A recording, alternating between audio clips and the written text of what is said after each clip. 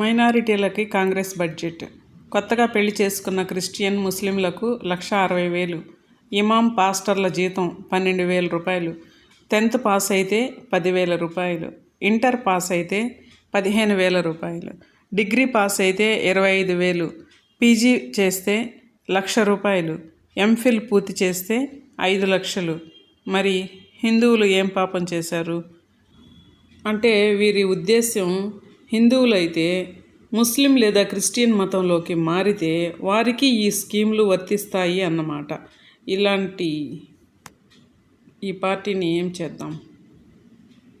హిందువులే మేల్కోవాలి. హిందువులు ఈ దోపిడీని వ్యతిరేకించాలి. ఎప్పుడు వస్తుంది ఈ హిందువుల్లో ఈ చైతన్యం? తెలుసుకోండి, మేల్కోండి.